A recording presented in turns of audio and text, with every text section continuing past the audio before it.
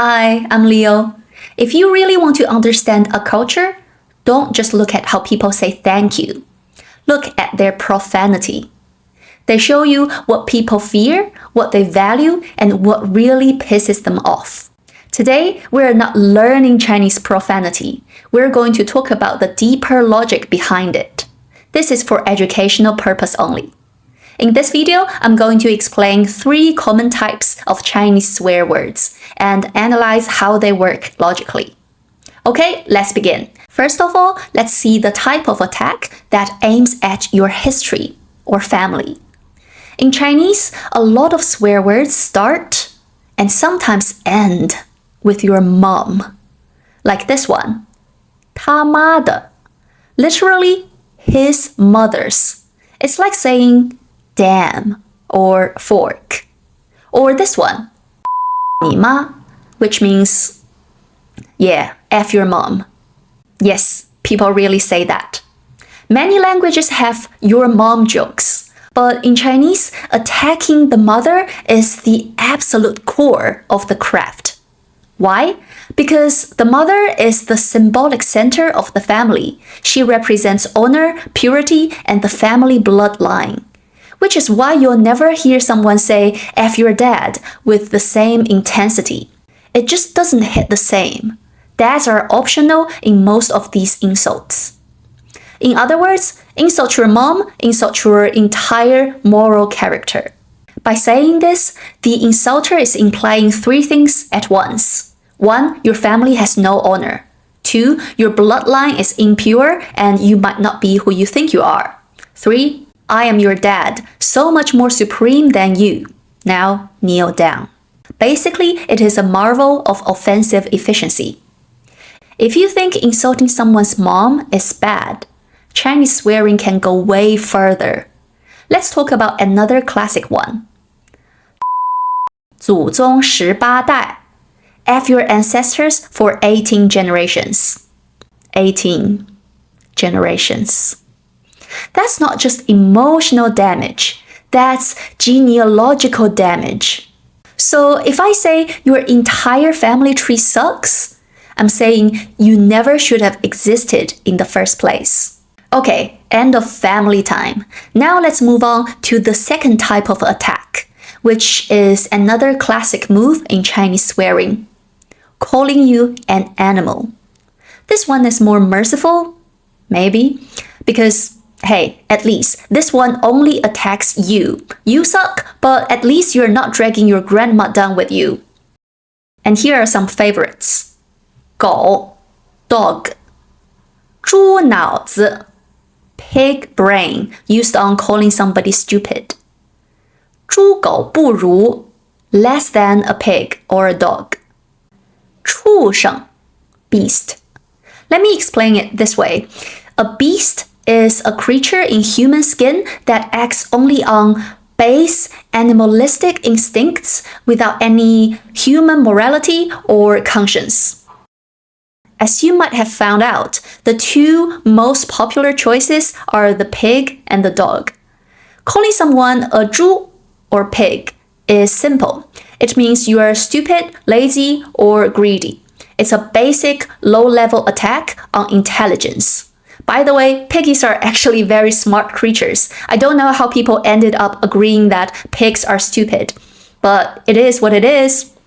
And calling someone a 狗 or dog is more complex. While in many Western cultures, dogs are man's best friend.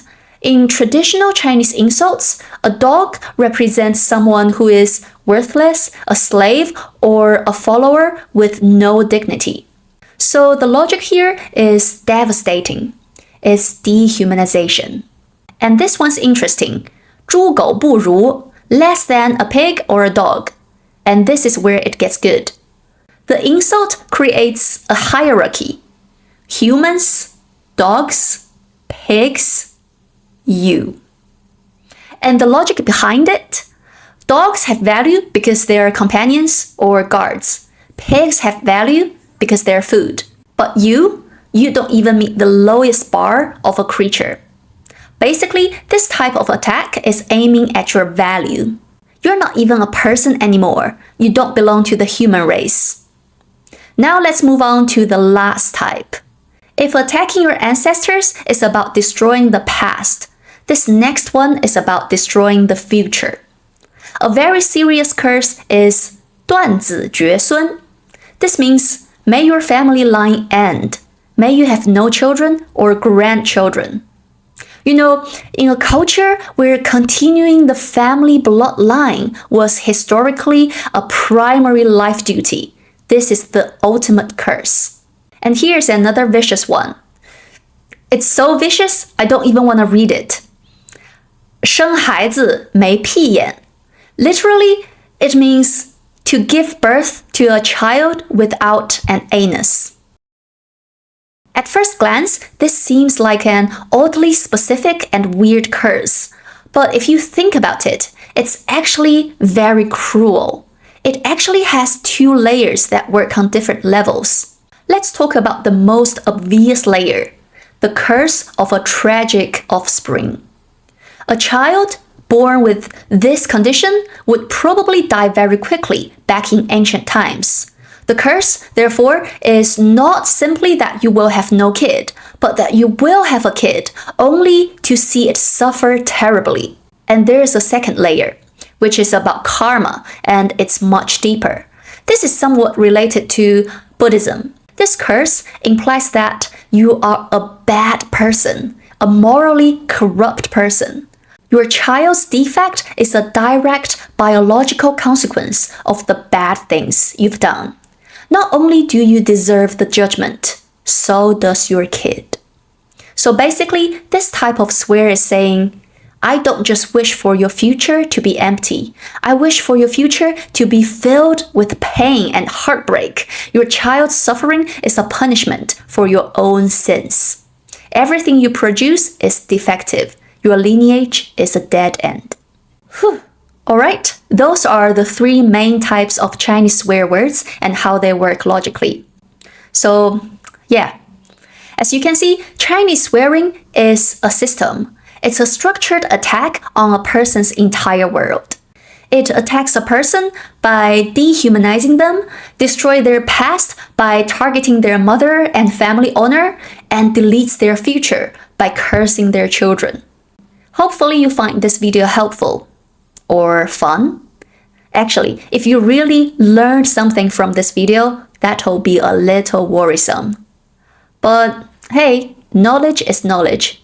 Please be kind to other people's ancestors.